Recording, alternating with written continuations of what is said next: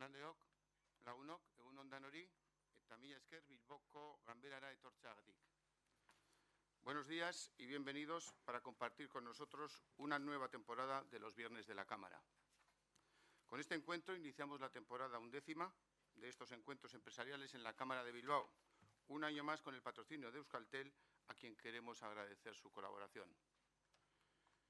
En los últimos 10 años se han organizado 87 conferencias con la participación de 91 ponentes de diferentes ámbitos socioeconómicos y la asistencia de más de 5.500 personas que han participado y potenciado este foro de exposición, debate y reflexión de la Cámara con los profesionales, las empresas y las instituciones de Vizcaya y de Euskadi.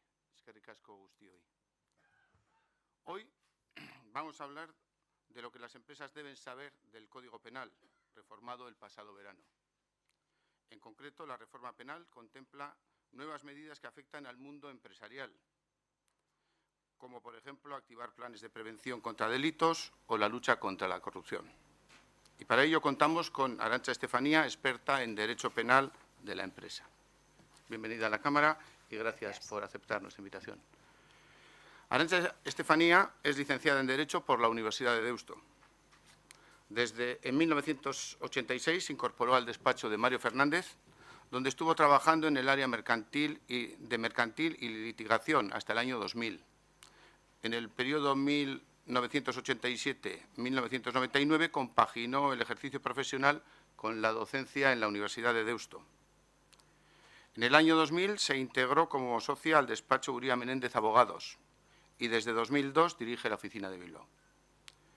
Su práctica profesional durante estos 30 años se ha centrado en el área del procesal, arbitraje y derecho penal de la empresa, siendo la responsable de este departamento en Uría y Menéndez. En las 3 últimas ediciones, Arantxa Estefanía ha sido reconocida como Lawyer of the Year en el área de litigación en el País Vasco por el directorio internacional Best Lawyers. Por último, señalar que, como suele ser habitual, este acto está siendo emitido en streaming a través de la web de la Cámara. Arantxa, cuando quieras. Bueno,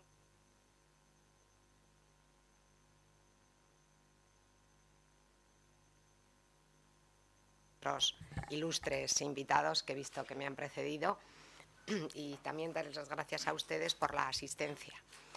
De lo que vamos a hablar es un tema que se viene hablando mucho desde el verano pasado, desde el verano del 2015, aunque realmente la introducción de la responsabilidad penal de la persona jurídica en el derecho español fue en el año 2010. Luego lo vamos a ver y vamos a dar una pincelada. Lo que ocurre es que antes del verano los distintos medios de comunicación se fueron haciendo eco de la reforma que se iba a introducir, iba a entrar en vigor a partir de julio del 2015 y bueno, pues generaron una situación de inquietud por el endurecimiento que se preveía que se iba a establecer de esta responsabilidad penal de la persona jurídica. Inquietud que tiene mucha base, como vamos a ver hoy. Se habló durante mucho tiempo y yo creo que ha habido un silencio después de la entrada en vigor durante unos meses, hasta hace escasas 2 semanas o 3 semanas en que ha vuelto a aparecer este tema en los medios por distintas razones. Primero, bueno, ha sido muy comentada la noticia de Pfizer, la farmacéutica, que despidió a 30 directivos como consecuencia de una infracción grave de lo que eran las normas de conducta o de comportamiento. Esto en los distintos telediarios se ha oído la noticia, entonces se planteaba si va a ser una salida para ahuecar la masa laboral en determinados supuestos. Y esta última semana han aparecido también nuevamente en varios medios algunas noticias. En La Vanguardia, el 1 de febrero, titula un artículo "La hora del compliance penal" y viene a decir que lo que era un riesgo de las grandes corporaciones en este momento, es decir, que se sienten en el banquillo, pues se está convirtiendo en un riesgo que tienen también las pequeñas y las medianas empresas. Y hay una noticia de ayer que me llamó mucho la atención, que es generadora de inquietud y que vamos a ver que tiene bastante de base, de expansión, de ayer, día 4, ayer fue 4, sí, que dice: las empresas pueden pagar los delitos de sus proveedores. Vemos que damos un paso hacia adelante y se dice que la responsabilidad penal de las empresas como personas jurídicas afecta no solo a los delitos que se cometan en su organización, sino también los que puedan cometer terceros como proveedores, subcontratas o autónomos que presten servicios o estén vinculados con la compañía. Esta noticia es de ayer es nuevamente generadora de inquietud. Yo lo que hoy pretendo no es quitar la inquietud, que debe de persistir, sino lo que hay además de inquietud yo creo que es en general una confusión sobre de qué hablamos, a quién le afecta, que asociaciones, agrupaciones, empresas están sujetas a este régimen de responsabilidad penal y básicamente en qué consiste. Yo, como os digo, la inquietud no la voy a quitar, espero, sin embargo, contribuir a clarificar la confusión general que existe. Y para eso vamos a tener hoy, o tengo una novedad. Yo ya he dado algunas charlas porque en distintas asociaciones empresariales este tema es un tema que viene generando inquietud y la gran novedad es que el 22 de enero la Fiscalía General del Estado ha emitido una circular, que es la circular 1/2016, en la que dice cómo va a interpretar la Fiscalía las previsiones que establece el nuevo Código Penal. Digo que es un tema novedoso porque no he oído que hasta este momento, es muy reciente, el título de la conferencia hubiera podido ser más sugestivo si llego a saber que había esta circular, ha venido después y yo creo que en ningún foro todavía se ha analizado cómo dice la Fiscalía que va a interpretar, que es lo que al fin y al cabo interesa en gran medida, porque la acusación en los procedimientos la sostiene, muchas veces en exclusiva, otras veces acompañados, la propia Fiscalía. Entonces, empiezo ya. Hecha esta pequeña introducción, primero voy a empezar, bueno, lo del PowerPoint no es lo mío, entonces puede ocurrir que lo deje abandonado en un determinado momento. Primero, vamos a tratar de aclarar una serie de confusiones. ¿De qué hablamos cuando hablamos de la responsabilidad penal de las personas jurídicas? Toda responsabilidad penal de la persona jurídica depende de que haya una persona o varias que hayan realizado una actuación que esté prevista expresamente en el Código Penal como un delito que puede cometer una persona jurídica. No todos los delitos son susceptibles de comisión por la persona jurídica. El Código dice cuáles sí y cuáles no. Y la responsabilidad penal de la persona jurídica requiere que haya alguien que haya actuado. Una persona física, varias, un conjunto. Por tanto, siempre hay la actuación de una concreta persona. Segundo, esa persona, no siempre que actúa una persona dentro de una persona jurídica y comete un delito que sea susceptible de responsabilidad penal de esta, determina la responsabilidad. ¿Por qué? Porque esa persona ha podido actuar en su propio beneficio, no en el beneficio de la, voy a decir empresa, aunque luego vamos a ver que el término no es correcto, pero bueno, de la empresa, o puede incluso que la propia empresa haya sido la víctima de esa actuación, la perjudicada. Luego, no en todos los supuestos. Bien, tercera aclaración, y esta para mí es vital. La responsabilidad penal de la persona jurídica no excluye la responsabilidad penal personal de la persona que ha realizado la actuación. Es decir, estamos en una responsabilidad penal acumulativa. Cuando se comete uno de estos delitos que estamos viendo, responde penalmente la persona jurídica, pero también la persona o personas concretas que han realizado la actuación. Digo esto porque hay una tendencia general a decir, no, desvía la responsabilidad hacia la persona jurídica, pues entre otras cosas, muy fácil, la persona jurídica, la pena que más asusta o que más intimida es la pena privativa de libertad. Eso solo cabe respecto de las personas físicas. La persona jurídica no cabe esta pena. ¿Cuáles son las penas que se imponen a la persona jurídica? Penas de contenido económico, multas, pero algunas otras como el cierre, la intervención, la administración, la clausura, todas afectan al desarrollo de su actividad en general. Entonces, como digo, no son excluyentes, sino cumulativas, al revés. Si hay responsabilidad de la persona jurídica, hay responsabilidad de alguna o algunas personas, que son las que se entiende, son responsables o han realizado la actuación. Y la tercera cuestión, también a clarificar, no hablamos, lo que hasta ahora habíamos visto es lo que se llama la responsabilidad civil derivada de delito de la persona jurídica. Es decir, cuando alguien comete el delito en el seno de una empresa, esa persona estará condenada penalmente por el delito. Lo que pasaba es que muchas veces, al ser cometida en el seno de una organización, la empresa era responsable civil de los daños que hubiera ocasionado esa concreta actuación. Entonces, de esto no hablamos. Ahora lo que hablamos es que cuando se comete un delito de estos, se impone una pena a quien lo cometa y una pena a la empresa, a la persona jurídica. Vamos a ver. Hechas estas aclaraciones, voy a pasar muy brevemente por la regulación que se introduce en el año 2010, porque creo que es necesario para entender lo que luego voy a decir. Vamos a ver, como he dicho, en el año 2010 se introduce por primera vez en España la responsabilidad penal de las personas jurídicas. Es la Ley 5/2010. Hasta ese momento solamente podían cometer delitos las personas físicas. Esta ley entra en vigor el 23 de diciembre de 2010. ¿Qué razones se dieron para justificar que por primera vez en España en el año 2010 se incluyera esta responsabilidad penal? La primera, que es verdad, era una necesaria armonización internacional. Italia, Portugal, tenían ya establecidos en sus respectivas legislaciones penales esta responsabilidad desde tiempo antes. Es más, Italia fue uno de los precursores europeos en esta materia. Había que armonizar. Vale. Y en segundo lugar, se dijo que era necesario dar una respuesta más eficaz a un mayor incremento cada vez de lo que venían a llamar delincuencia económica. Bien, lo que ha ocurrido, como veremos luego, es que este es un país del péndulo, es decir, nos hemos ido de que ser los últimos en introducir la responsabilidad penal a un régimen muy riguroso, que es lo que vamos a ver que tenemos en este momento.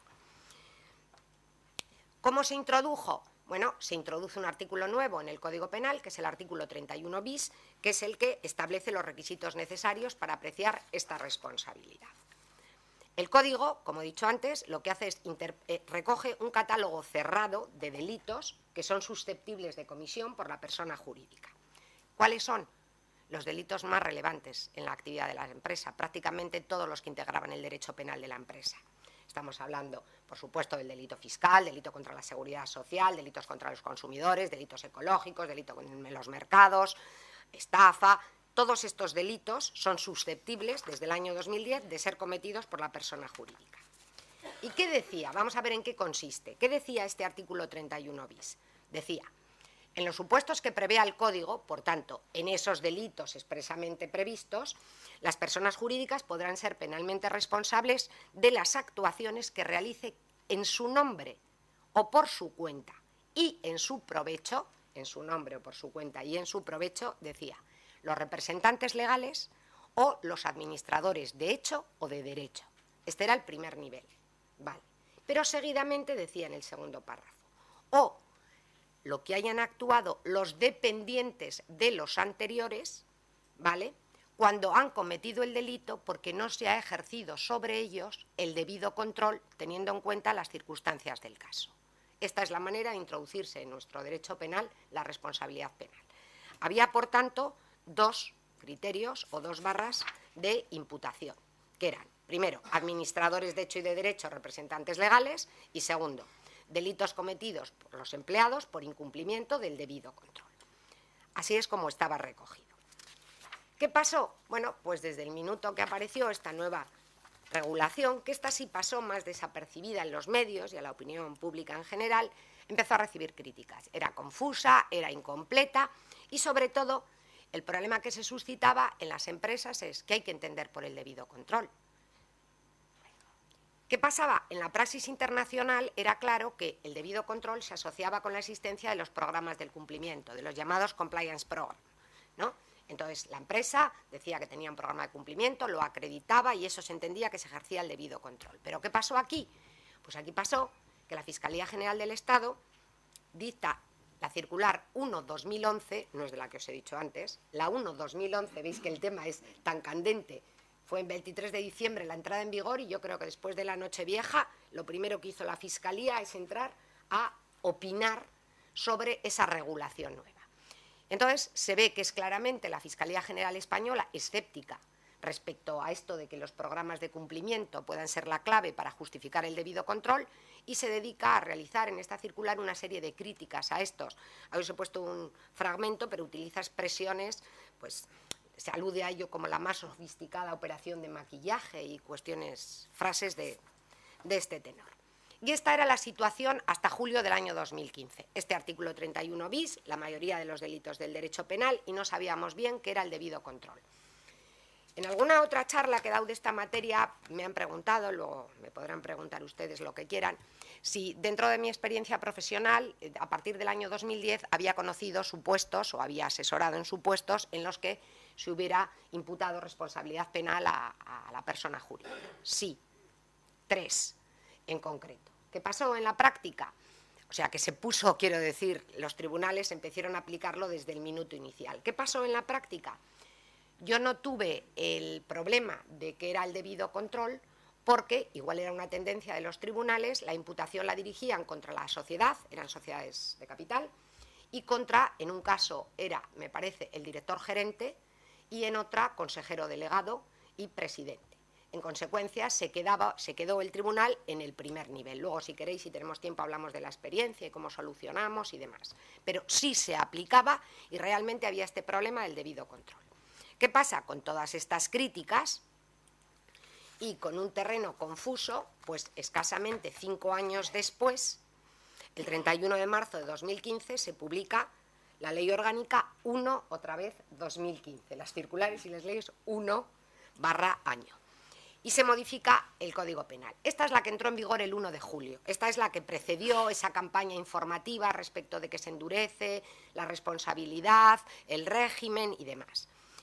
En el preámbulo, en esta modificación del Código Penal, se justifica la reforma para, bueno, pues delimitar adecuadamente qué se entiende por el debido control. Vamos a explicar qué se entiende por este debido control. También se dice, no lo he puesto aquí, que es lo que se pretende es hacer una distinción entre la pequeña y gran empresa.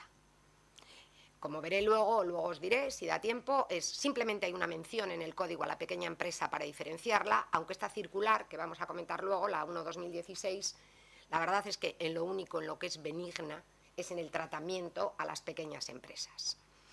Pero bueno, la justificación era, vamos a explicar el debido control, porque no lo tenemos claro. Sin embargo, se aprovecha, como se hace siempre, la reforma y se introducen cambios importantes en el Código Penal y que afectan a esta materia.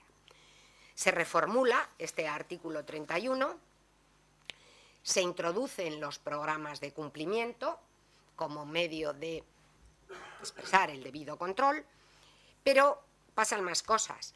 Modifica también la parte especial del Código Penal.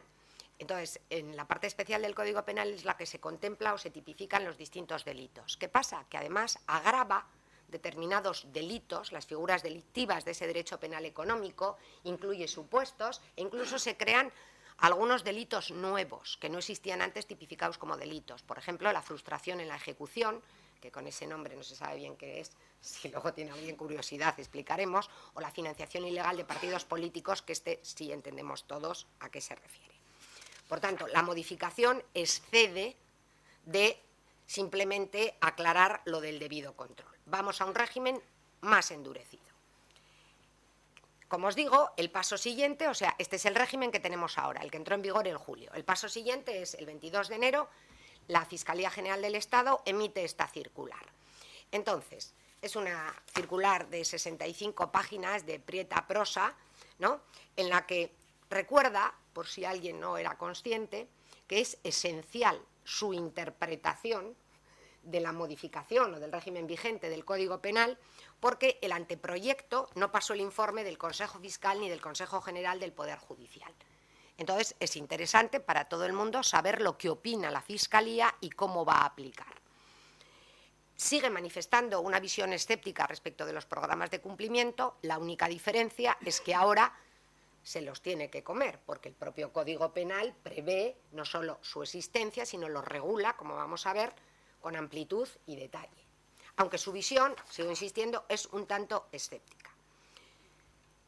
Lo que voy a hacer ahora es, voy a hablar del régimen, aclarando, quiero aclarar más que nada aspectos, pero a su vez introduciendo la circular, es decir, hago la afirmación y voy a tratar de decir qué dice la Fiscalía aquí. Bien, lo primero que hace la circular es decir que, bueno, la consagración de la responsabilidad penal de la persona jurídica en la nueva reforma o en el Código sigue siendo una responsabilidad por transferencia. Esta responsabilidad por transferencia es un término jurídico, pero lo que te viene a decir es que es necesaria que haya una actuación de alguien que actuando transfiere responsabilidad. Bien, sale al paso de una crítica que se había hecho en ámbitos más jurídicos, en este caso, que dice que no hay vulneración del principio del no bis in idem. ¿Qué es este principio? Este principio es un principio general del derecho en virtud del cual nadie puede ser condenado 2 veces por lo mismo delito. Entonces, aquí había críticas sobre la base de está condenando a la empresa, está condenando al presidente, está condenando al director general. Oiga, esto puede rozar el que por la misma actuación, sobre todo en determinadas empresas, es casi lo mismo. Si pensamos en una gran corporación, pues puede haber más dilución, pero es lo mismo. Y aclara desde el principio que no se vulnera el principio.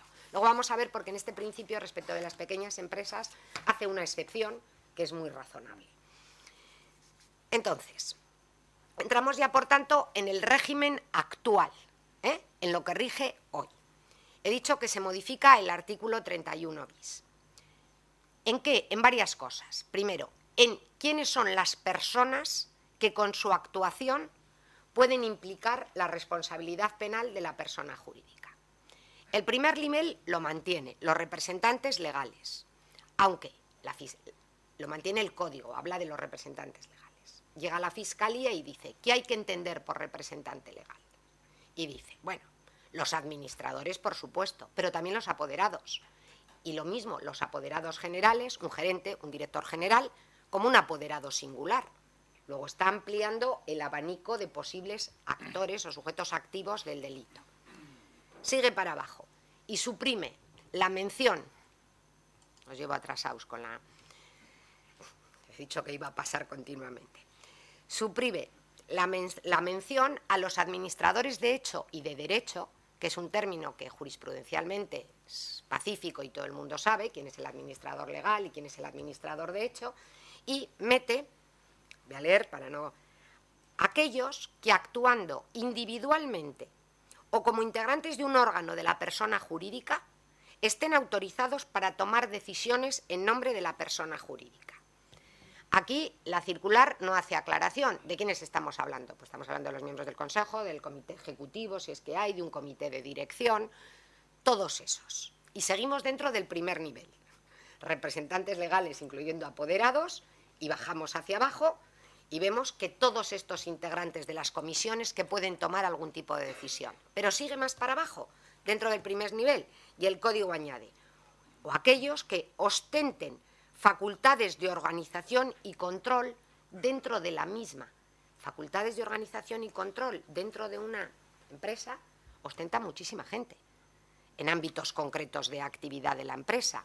Y entonces la circular, por si había alguna duda, aclara y dice, no, esto quiere decir mandos intermedios. Entonces, tenemos en el primer nivel, menos lo que hay de mandos intermedios para abajo, son todos los que con su actuación pueden generar esta responsabilidad penal. Y luego, claro, tiene que bajar al siguiente nivel y dice, dependientes de los anteriores. Luego tenemos ya a todos metidos dentro. Y lo único positivo, porque lo que ha hecho es ampliar prácticamente cualquier actuación, es la que puede generar la responsabilidad. Lo único bueno es que aquí el Código dice, en el caso de los delitos cometidos por los dependientes, solamente habrá responsabilidad de la persona jurídica si hay un incumplimiento grave, añadido el adjetivo grave, del deber de control. Los primeros, en todo caso, y los segundos solo si hay un incumplimiento grave. Pero, y aquí viene la noticia de expansión de ayer, que estuvo muy atinado, la Fiscalía entiende que están sometidos a la autoridad, o sea, que son dependientes, todos los que operan bajo el manto de la empresa, aunque no estén vinculados formalmente con ella, es decir, no solo los que tengan un contrato laboral o un contrato mercantil, sino un autónomo, un subcontratado, está operando en una determinada actividad, un proveedor. Esto es un dependiente. En este caso hablamos de incumplimientos graves. Por eso entiendo yo el titular de expansión de ayer de las empresas pueden pagar los delitos de los proveedores. Algo de verdad tiene. Bien. Más cosas. Entiende que la Fiscalía, o sea, lo que el Código, no quiero confundiros, lo que el Código establece es enumera a las personas y en el caso de dependientes incumplimiento grave. Lo que entiende la Fiscalía es lo que os estaba diciendo, la extensión personal que va haciendo. y dice, bueno, es normal que diga solo los incumplimientos graves, porque los menos graves ya se sancionarán administrativamente. Pero luego añade una cosa que para mí tiene un peligro terrible, que dice, claro, si el código para responder la persona jurídica está exigiendo que el incumplimiento es grave, el omitente de ese control, al que le correspondía haber controlado al dependiente que ha actuado con un incumplimiento, con una actuación delictiva, ese omitente tiene que ser responsable penalmente. Entonces, ¿qué pasa? Que tenemos, ante una actuación que es susceptible de delito de la persona jurídica, tendríamos a la persona jurídica, al que ha realizado la actuación, y si es grave, al omitente del control. Claro, el incluir dentro de un procedimiento penal a más personas es más complicado cada vez. No solamente por esa duplicidad, porque no nos vamos a engañar, esto se está grabando, pero normalmente ante este tipo de actuaciones hay muchas veces en que es la empresa la que trata de hacer frente a las sanciones económicas que se ponen a las personas de este nivel, pues porque claro, le colocan en una situación muy comprometida. Voy a hacer aquí un pequeño paréntesis.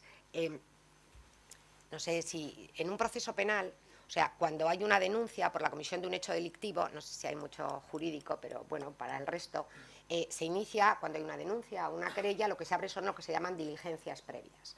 Las diligencias previas es un proceso de investigación de si hay indicios de delito para abrir un proceso penal. El común de los mortales entiende que una persona que está en esa fase de diligencias es ya sujeto pasivo de un proceso penal. No, todavía no ha empezado y puede que nunca empiece. Vale. En esta fase de instrucción, que son estas que duran muchísimo en las causas complejas, y es cuando se habla de imputados, ahora se llama investigados, precisamente para reforzar este carácter, claro, cuando en los supuestos en los que yo me he visto ante una posible responsabilidad penal de la persona jurídica, lo que nos hemos encontrado es, si bien la imputación penal de una persona física, todos sabemos, el que esté en este proceso de investigación tiene un daño a su reputación, que es de difícil reparación, aunque luego esto se archive, y en la persona jurídica también, en una empresa, lo que ha pasado es que daros cuenta que el régimen se instauró en el año 2010, casi la crisis drogadura. Una empresa que estuviera imputada en unas diligencias, la consecuencia inmediata era que se cortan las líneas de crédito, que se te resienten, o sea, los bancos no te dan ni agua. La situación es tal que la duración larga de una instrucción, lo que yo percibía es que podía hacer peligrar la continuidad de la propia empresa. No podía financiarse, no había manera. En consecuencia, ¿qué haces? Pues haces cosas que crees por la eficacia. No, mira, no podemos soportar una instrucción que dure 7 años, más un proceso penal para luego salir absueltos, vamos a reconocer la culpabilidad, vamos a negociar con la Fiscalía y con la Abogacía del Estado para que me ponga una multa que sea asumible, que no ponga en riesgo la continuidad de la empresa y abortamos esta situación desde el minuto 1. Para las entidades financieras yo le digo, tengo una multa de 2 millones de euros y me han dado 5 años para pagarla y bueno, pues me da lo mismo, soy culpable pero sobrevivo. Claro, cuando el Código Penal y la interpretación de la circular amplían el número de personas imputadas, la posibilidad de ese tipo de acuerdos cada vez es más complicada, porque es cumulativo, es la multa de este, más la de este, más la de este. Es verdad que hay un artículo en el Código Penal que dice que en ese caso se valorará razonadamente, pero no nos engañemos. En la medida en la que tengas más personas imputadas, más personas susceptibles de ser castigadas, por decirlo de alguna manera, te hace más difícil alcanzar este tipo de acuerdos y va a hacer a la empresa estar sometida a una larga instrucción, con los riesgos que tenga para su viabilidad de futuro. Vuelvo al sitio. Esto ha venido a cuenta de que ampliaba que la circular venía a decir que cuando el incumplimiento es grave y lo ha cometido un dependiente, pues que había que imputar, no es el término que utiliza, al omitente del control. Vamos a seguir. Para que vuelva, yo, como estoy un poco acostumbrada a las clases, vuelvo al principio. Es decir, hemos ampliado el número de personas, estábamos en la nueva reformulación del 31 bis y lo que hace además es sustituye, ¿os acordáis que era en nombre y por cuenta? Ahora ya sabemos quiénes son los que actúan. Y lo que decía era en provecho, es decir, que hubiera obtenido una utilidad. Bueno, pues lo que hace la nueva regulación sustituye también el Código Penal actual, la expresión en provecho, por una más amplia, y dice en beneficio directo o indirecto de la entidad. Ya nuevamente estamos ampliando, entramos al indirecto, ¿no? De difícil explicación o concentración. ¿Qué entendemos por indirecto? Este es el Código Penal y viene la Fiscalía en la circular y dice, quiero aclarar, cuando hablamos de beneficio no hablamos solo de beneficio económico, hablamos de intangibles también, reputacional, estratégico, de otra serie de beneficios. Bien, como veis, va a ser difícil ante una actuación encontrar. Bien, otra cuestión, entonces, esta es la configuración, por tanto, del 31. Delito previsto para la responsabilidad penal de la persona jurídica, que actúe, ya hemos visto casi todo el mundo, pero grave, el incumplimiento del debido control cuando sean los dependientes y que de manera directa o indirecta proporcione un beneficio a la persona jurídica. Vale, una cuestión que sí hace bien la Fiscalía es, me maldicen, una cuestión que se hace bien es decir, me he pasado, esta. ¿A quién se aplica dicho régimen? Esta era una cuestión que en alguna charla que yo he intervenido era la que más dudas suscitaba. Es evidente que a las sociedades de capital, sociedades anónimas, sociedades limitadas, sí. Había por ahí las fundaciones que te decían, a las fundaciones también. Había un terreno un poco oscuro. Tengo que decir que lo que parecía evidente es que no se aplicaba a la administración pública en sentido administrativo estricto y que el nuevo código introdujo por primera vez la mención a que las sociedades públicas mercantiles que desarrollen políticas de interés general también estaban sujetas a este régimen de responsabilidad. Pero había ahí una especie de zona de grises en qué pasaba con los demás. Bueno, la Fiscalía aclara, insiste en que únicamente no se aplica al sector público administrativo, que queda exento de responsabilidad penal. Hace una expresa mención, como he dicho, a las sociedades mercantiles públicas, esta sí, y dice, sindicatos, se conoce que alguien había hecho consultas, sindicatos, partidos políticos, colegios profesionales, asociaciones empresariales, se refiere expresamente a las cámaras de comercio, lo cual había suscitado alguna duda, cámaras de comercio, todos estos son sujetos penalmente responsables. Es decir, salvo esa excepción, todos los demás están sujetos a esta responsabilidad. Es verdad que en un determinado momento, porque veo ahí a alguien, en un determinado momento hace una distinción, la verdad es que es un poco confusa, tendré que profundizar más, entre que hay distintos tipos de sociedades, ¿no? Sociedades que realmente tienen actividad, sociedades que se constituyen o asociaciones para delinquir, que no es el caso, estas tienen regulación específica en cada delito concreto, ¿no? Y luego habla, yo creo que se está refiriendo quizá a sociedades patrimoniales o sociedad de tenencia de bienes, que en este caso concreto viene a distinguirlas de las que tienen esa actividad. Yo creo que en ese caso se podría justificar en cierta medida que el compliance pues, no es lo más efectivo si tienes como mera actividad la tenencia. Bueno, y ahora ya me voy a centrar, con todo esto que sabemos, en los programas de cumplimiento, que es la gran estrella, ¿no? Vamos a ver, la Fiscalía insiste en que, un poco diciéndolo en palabras vulgares, no hay que ser bueno para que no te castiguen, sino que hay que ser bueno porque uno se lo cree, ¿no?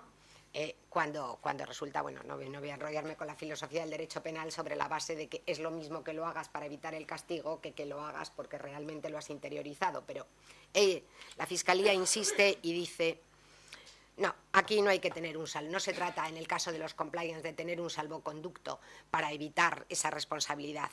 Porque lo que no hemos dicho, pero yo creo que es obvio, una cosa básica, es que los programas de cumplimiento se prevén como eximente de esta responsabilidad penal. Eximente si cumplen todos los requisitos y atenuante si solo cumplen algunos, ¿no? Entonces, por eso dice la Fiscalía, vale, bien, los programas de cumplimiento sí, pero esto no es un salvoconducto, como tengo un programa de cumplimiento, me vale, no. Lo que hay que crear es una auténtica cultura ética empresarial y este es el camino hacia el que todos tenemos que ir.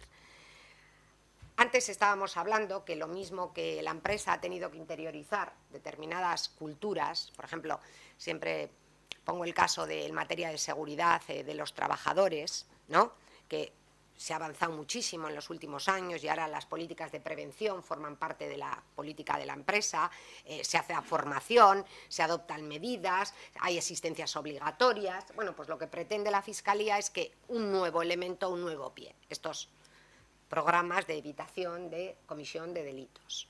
Bien, critica, no le ha gustado, o sea, lo que se ve es que no le ha gustado la inclusión de los programas de cumplimiento ni su conceptuación como eximente.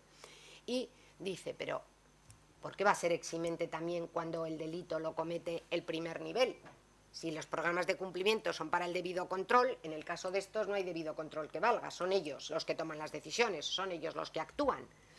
Empieza ya a poner un poco en entredicho esta circunstancia, pero sea como fuere, cuando el Código Penal regula la eximente, se refiere a todos los supuestos. Vale. Más cosas. Señala, y esto es muy importante, la Fiscalía, o sea, lo que hace el Código es decir, el programa de cumplimiento es eximente o atenuante, y el programa de cumplimiento tendrá que tener estos requisitos, ¿no? Y los enumera, y lo que hace la Fiscalía es los interpreta, que es lo que nos interesa. Igual, yo no sé si os estoy diciendo obviedades para muchos de vosotros, pero igual antes de ver los requisitos, igual os explico, porque esto del programa de cumplimiento se habla mucho, parece un intangible, pero ¿qué es? Entonces, igual me detengo un segundo y os hablo un poco desde la propia experiencia, ¿no? Vamos a ver, desde la propia experiencia. Claro, yo trabajo en Uría Menéndez. Uría Menéndez es una persona jurídica y tenía también que ponerse al día en esta cuestión. Entonces nosotros, que además tenemos la gran suerte para esto de ser todos abogados, nos hemos remangado y nos hemos puesto manos a la obra para crear nuestro programa de cumplimiento. Entonces, me imagino que hemos destinado todos los mejores recursos para hacerlo bien. Es verdad que nos pusimos antes de la entrada en vigor del nuevo Código Penal. Nos adelantamos. Y un poco, ¿cómo lo hemos hecho? O sea, voy a hablar en más vulgar. Luego volvemos luego a la Fiscalía. Bueno, lo primero que hay que hacer es crear un órgano, que es lo que se llama el oficial de cumplimiento, porque como es traducción todo del inglés, el officer compliance.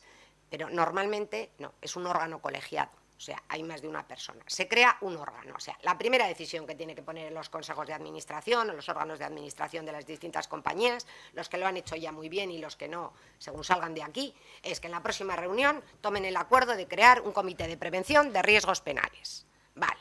Que estará integrado por, en nuestro caso concreto, os digo que os hablo desde la experiencia propia, en nuestro caso concreto, ese comité lo preside el presidente del Consejo de Administración, no es habitual, pero luego os diré por qué consideramos que es relevante, pero no hay ningún otro miembro del Consejo de Administración. Es un órgano autónomo, independiente del órgano de administración. Entonces, pues ahí nosotros lo hemos integrado por las personas que entendíamos que podían aportar, ¿no?, teniendo en cuenta las prácticas profesionales diversas. Vale. En una empresa, pues lo normal es que, pues yo qué sé, el director financiero, el de recursos humanos, que estén áreas distintas dentro de la actividad. Y luego suele ser habitual, pero tampoco es obligatorio, que haya algún externo que de esto controle un poco más. O si la propia empresa tiene asesoría jurídica interna, hay alguien de la asesoría jurídica interna o de secretaría general o demás. Lo primero, creamos el órgano. Lo segundo, ¿qué hacemos? Lo segundo que hacemos es elaborar lo que se llama un mapa de riesgos. ¿En qué consiste un mapa de riesgos? Un mapa de riesgos es que este comité se sienta y dice, bueno, teniendo en cuenta la actividad concreta que realiza la empresa, en qué actividades o en qué ámbitos podemos tener responsabilidad penal. ¿Y cómo lo hace? Pues se coge el listado de los delitos previstos en el Código Penal como posible comisión por la persona jurídica y empieza a marcar con unas cruces, nosotros lo hacemos así, diciendo tengo un bajo riesgo, un riesgo medio o un riesgo alto, ¿no? Voy a ver dónde tengo. Hay respecto a determinados delitos que todos tienen riesgo, el delito fiscal, el delito contra la seguridad social, es decir, hay zonas comunes a todas, pero luego hay otras zonas específicas. Nosotros como despacho de abogados, pues tenemos más riesgo con el tema de información privilegiada, vulneración de secretos, una empresa de actividad industrial lo tendrá en el ámbito de un posible delito ecológico, una empresa de servicios quizá en, yo qué sé, corrupción, contratación. Bueno, pues hay que identificar. Esto es elaborar un mapa de riesgos. Mapa de riesgos en los que el consejo personal es que, vamos, de casi todo haya riesgo, para que vea que lo has analizado bien. No pienses que ya retratándote es un riesgo potencial teórico, ¿no? Venga a marcar cruces. Vale. Este es el primer documento. El segundo documento es crear, sobre la base de eso, un plan general de prevención de riesgos penales, que consiste, dicho en palabras llanas, estos son mis riesgos y estas son las medidas o sistemas que yo he adoptado para evitar que se cometan, ¿no? Pues que, yo qué sé, para la contratación requiere firma cuando excede de no sé qué de 3 personas, que además tengo... Os sorprendería porque la mayoría de los que yo he visto, los que intervienen en la elaboración, dicen, si no tengo nada. Y luego todo el mundo tiene sistemas internos establecidos, 200 ISOs, quiero decir que hay cosas y lo ponemos todo en un plan general de prevención de riesgos penales. Pero hay que hacer más papel. Hay que crear un canal de denuncias. Es decir, la denuncia es obligatoria. Entonces tienes que articular que la persona que tenga conocimiento de la comisión de una actuación que es susceptible de responsabilidad penal o supone un riesgo, ¿no? O no le acaba de convencer del todo, lo pueda denunciar. Y creas este canal de denuncias. Vale. Luego voy a ir a detalles al canal este de qué es. Quiero que sean cosas tangibles. Y además tienes que crear un protocolo de actuación en caso de denuncia. ¿Cómo actúa este comité de prevención de riesgos si se recibe una denuncia? ¿Qué tengo que hacer? ¿No? Luego empiezas a generar documentos. Normalmente, a todo esto le precede un código ético de la empresa. Es verdad que muchas sí tienen ya, o nosotros teníamos un código ético elaborado en el que recogen cuáles son los principios éticos que debe regir, que son obligatorios para todos los miembros de la compañía, los que trabajan con ellos y demás. Bueno, entonces, ese código ético sería el punto de arranque y dentro de ese procedimiento, en caso de detección, lo que determinas es incluso sanciones disciplinarias ya por el mero hecho de incumplir previsiones contenidas en el código ético. Vale. Esto es una explicación llana de en qué consiste. Bueno, ese comité, y por dar detalles, porque a la gente le suele interesar la visión práctica, bueno, pues es bueno que se reúna con cierta frecuencia, no una vez al año, sobre todo en la primera fase, que tiene más trabajo porque tiene que elaborar estos papeles que aprueba el Consejo de Administración, no este comité. Es el Consejo el que finalmente los aprueba y entonces se implantan, por entendernos. Bueno, después de esta explicación, voy a ir más rápida, entendemos lo que dice la circular de la Fiscalía. ¿Qué requisitos? Dice, identificar las actividades en cuyo ámbito puedan ser cometidos los delitos. Esto es el mapa de riesgos que hemos llamado. Establecer protocolos o procedimientos para la adopción de decisiones y ejecutar las mismas. Esto es el Plan General de Prevención. Modelo de gestión de los recursos financieros adecuados para impedir la comisión de delitos. Esta es una pata que nosotros integramos también dentro del Plan General de Prevención. Tratamos de la forma de tratarse los recursos económicos como otras cosas. Vale. Imponer la obligación de informar de los posibles riesgos o incumplimientos. Esto es el canal de denuncias. Establecer un sistema disciplinario que sancione el incumplimiento. Esto es el código de conducta más el programa de actuación. Estructura orgánica, que he dicho que es por donde hay que empezar, aunque él lo menciona bastante atrás, el oficial de cumplimiento. Y luego habla de la verificación periódica del modelo. Bien, he querido explicar antes, para que se entendieran luego las afirmaciones de la Fiscalía. Bueno, nada, esto está, ya lo he dicho, que en caso, no sé dónde me he quedado, que en caso de que solo pueda acreditarse, porque lo que el Código Penal dice, un programa de cumplimiento efectivo, luego vamos a ver lo de efectivo, que en el caso de que no se pueda acreditar, que se cumple todos los requisitos, se tiene un programa de cumplimiento, pero no cumple todos los requisitos, en vez de una eximente, será un atenuante. Vale, algo es algo. Entonces, condiciones y requisitos que debe de cumplir el programa, sigue la Fiscalía, y dice, y estas son cosas que en esto sí es positivo porque son de las que motivaban preguntas con anterioridad a la circular. Tienen que ser estos papeles que he llamado yo claros, precisos, eficaces, redactados por escrito y adaptados en la empresa, no copia de otros. ¿Cuál es el problema?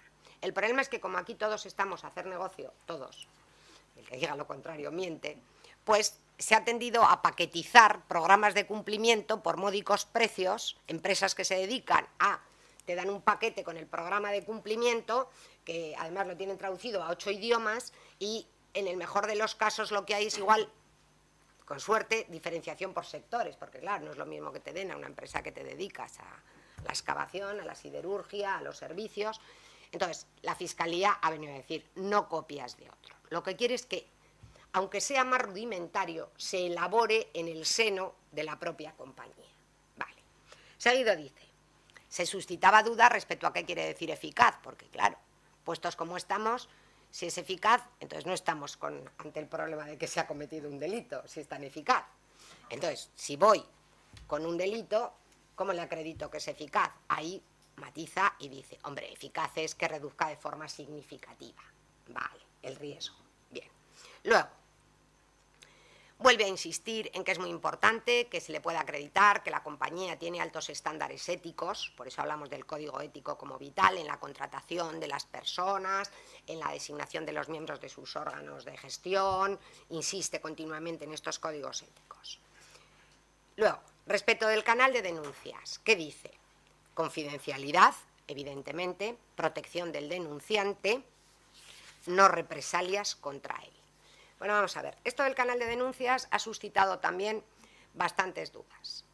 Es que aquí son todo prácticas de riesgo, por decirlo de alguna manera, porque es una manera muy fácil denunciar al competidor, al que está contigo para la promoción del puesto. Entonces hay que, como siempre, tratar de ser moderado en todo lo que estableces, ¿no? Vale, bien, será confidencial, pero, por ejemplo, en nuestro canal de denuncias no valen las denuncias anónimas, vale. Tiene que aportar una mínima acreditación indiciaria de o datos, o documentos, o referencias, o tal. Efectivamente, se le protege. Aquí se dice, en los canales de denuncias se habla mucho de externalizarlos. Yo creo que esta es una idea de las compañías. A mí no me gusta, pero esta es una opinión personal. A mí no me gusta, pues porque me parece que las cosas de casa se ven mejor en casa para la gestión incluso posterior, que las denuncias de la comisión de posibles actuaciones delictivas las tengas externalizadas fuera. Y esto que se llama canal de denuncia no es nada, es simplemente que estableces que informas y dices, el que tenga tal tiene que dirigir un correo electrónico a la siguiente dirección que has creado específicamente para eso. Deberá de tal, tal, cual, o sea, creas una cuenta a la que solamente tenga acceso. En nuestro caso, por ejemplo, no todos los miembros del Comité de Prevención de Riesgos Penales tienen acceso a esa cuenta, solamente una persona tiene acceso a la cuenta y solamente cuando después de la averiguación llega a la conclusión, aplicando el procedimiento que puede haber el riesgo, es cuando la decisión de la actuación posterior se propone por el órgano de manera colegiada al órgano de administración, que es el competente. Vale. En cuanto al oficial de cumplimiento, el órgano este que estoy hablando, pues bueno, pues parece que nosotros lo hemos hecho bien porque te dice, es un órgano de la persona jurídica, está integrada por una o varias personas, dependiendo del tamaño, no deben ser los administradores, o por lo menos no todos, ¿vale? Deberá participar en la elaboración de los modelos y todos los papeles, que es su primer trabajo. Tiene que ser personal con conocimiento y experiencia suficiente, esto es más complicado, pero bueno, por eso metes a alguien que te ayude a gestionarlo. Cabe la contratación externa, es decir, que encargues que haga de oficial de cumplimiento a alguien fuera, aunque no es recomendable. Vale. Y otra cuestión que suscitaba dudas, voy acabando, y otra cuestión que suscitaba dudas es si las personas que se integran en este comité tienen alguna responsabilidad más. Es decir, si era un plus de responsabilidad. Y sobre todo este además es un problema que se nos ha planteado a nosotros, porque algún cliente ha querido que participemos y claro, decías, oye, a ver, bueno, la Fiscalía aclara, no tiene un plus de responsabilidad, es decir, tendrá responsabilidad en el caso de que él haya sido justo el que tenía que haber ejercido el control o en el caso de que al margen de su pertenencia al comité haya tenido alguna participación, pero no genera un plus. Entre otras cosas, os estoy diciendo que este no toma decisiones, este lo hace lo mejor que puede el órgano y le dice al Consejo aprueba o no aprueba. Él no tiene responsabilidades. Aquí hay algunas cosas, voy a pasar rápido, pero algunas llamativas. ¿Cómo va a valorar la Fiscalía si el modelo es eficaz? ¿Qué va a tener en cuenta? Que esto sí nos interesa a todos. Vuelve a insistir, su mera tenencia no es un salvoconducto. Valorará la incidencia que tengan las tomas de decisiones. Aclara otra cuestión, certificados sobre la idoneidad. parece que estaba pensándose en crearse una ISO específica respecto a la eficacia de los programas de cumplimiento tal o cual, y lo que viene a decir es, bueno, pues será un elemento más, pero esto no va a sustituir en absoluto la propia valoración. Reconoce por primera vez la valoración que compete al órgano judicial, no a la Fiscalía. Otra cosa es que ayude o no ayude. Entonces, bueno, se valora la implicación y el compromiso del órgano de administración. Por eso el consejo de que vamos a meter a alguien del órgano. Hemos metido al presidente nosotros para que se vea que está implicadísimo con el Comité de Prevención de Riesgos Penales. Pero bueno, o a un consejero delegado o a algún miembro del órgano de administración, porque con esto acreditas la implicación. Bueno, ya que hay una cosa que hasta la he puesto en rojo, porque me dejó un poco estupefacta. Si el delito, dice la Fiscalía, lo comete un alto representante, se pone en entredicho la seriedad del programa. Y los señores fiscales presumirán que el programa no es eficaz. Esto es casi, no me atrevo a decirlo, hasta anticonstitucional, porque hay una presunción, cuando uno de los principios generales del derecho penal es la presunción de inocencia, aquí, si el delito lo comete. No le había gustado, lo hemos dicho desde el principio, que la eximente fuera para las dos bandas de imputación. Y aquí él presumirá. La decisión no depende del fiscal, obviamente del juez, ¿no? Pero se ha alargado ya con esta información. Bueno, obviamente, y el resto de los criterios valorativos, voy a pasar rápido, pues estos son de sentido común. No es lo mismo si el beneficio para la sociedad es directo que indirecto, cuál ha sido el comportamiento anterior de la empresa, si ha tenido muchos casos, si no, si ha reparado el daño, si ha sido diligente, si no ha sido diligente, la pluralidad de personas que lo hayan cometido, pues lo que es razonable valorar. Y otra cosa que he marcado en rojo, y ahora sí definitivamente he abandonado el PowerPoint, es la inversión de la carga de la prueba. Otro principio que con el derecho penal no casa del todo bien. Aquí te dice, es usted el que me tiene que probar que tiene un programa de cumplimiento, es usted el que me tiene que probar que es relativamente eficaz este programa de cumplimiento. Vale. Y para acabar, dos ideas. Persona jurídica de pequeño tamaño, que os había dicho que es importante para las pequeñas empresas. La única mención que hacía el Código Penal a las pequeñas empresas era para decir, bueno, entiende por pequeña empresa, lo dice expresamente el Código Penal, las que puedan presentar cuenta de pérdidas y ganancias abreviadas, era que decía que en este caso no es necesario que el órgano, o sea, el compliance officer, el oficial de cumplimiento sea distinto del órgano de administración. Es decir, el propio órgano de administración puede asumir las funciones o normalmente si hay un administrador único, ¿no? Es él el oficial de cumplimiento. Esto era la única mención. Sin embargo, aquí es en lo que han sido benignos, la Fiscalía en su interpretación dice que los señores fiscales en evitación de inconstitucionalidad por el bis in idem, extremarán la prudencia en su imputación. Es decir, la crítica que hemos dicho al bis in idem cuando se condena al representante legal, al que ha cometido la actuación, a la persona jurídica y que rechazó que pudiera ocurrir, sin embargo, la admite con sensibilidad en la pequeña empresa. Dice, bueno, en la pequeña empresa, pero sí es lo mismo. Si lo que se ha utilizado la forma jurídica para ejercer una actividad por una limitación de responsabilidad, en consecuencia, es que le estamos sancionando a él, al mismo, todo el rato. Claro, no sé si lo de pequeña, cuando dice esta afirmación de que se extremará la prudencia en la imputación de las pequeñas, se está refiriendo a las pequeñas o a, como dice el Código Penal, que son las pequeñas, que son las de cuenta de pérdidas y ganancias abreviada. Y luego, y ahora sí, ¿cómo estamos? Porque yo voy a mi bola. Vale. Otra cuestión que me ha llamado la atención, que no se ha recogido en ningún sitio, y yo creo que es vital, que es la de la formación. A mí me parece que sí, bien porque consideremos que nuestra ética empresarial nos obliga a adoptar esta serie de programas de cumplimiento, bien porque entendamos que es una forma de evitar el castigo, y voy a tener en algún determinado momento que acreditar que tengo un programa de cumplimiento y que tengo un programa de cumplimiento eficaz. La formación es algo que me cuesta poco y que me va a aportar mucho ante un evento proceso penal. ¿Por qué? Bueno, pues porque llevas les tienes, primero, no puede limitarse la empresa a hacer todos estos papeles, como os he dicho, y lo cuelga en la web, que es lo cuelgo en la web y ahí está. No. Tienes que explicar a todos los que trabajan con la empresa, en la empresa o con la empresa después de lo de los proveedores, qué es esto, que hay obligación de denunciar, las consecuencias que puede tener para la compañía, que hay un canal de denuncias, que hay que todo de qué va. Les obligas que te firmen la asistencia y tienes una prueba fácil de la implicación en la política ética que quieren que te introduzcas. Y nada más, ahora las preguntas que queráis. Hay una cosa que yo creo igual también para destacar.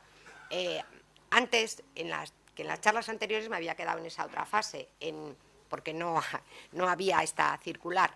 En 30 de septiembre del año pasado hubo lo que se llamó el primer Congreso General del Compliance, en el que intervenían jueces relevantes. No me refiero relevantes a jueces estrellas, jueces de la Sala Segunda del Supremo y fiscales de la Audiencia Nacional, fiscales del Supremo, en el que en aquel congreso, bueno, pues se ponía en común cuáles eran las dudas, cómo lo veían, cuáles eran los problemas, por dónde se podía hacer, había muchas oscuridades. No procede detenerse ahora porque de ahí salió el compromiso de que la Fiscalía iba a dictar la circular.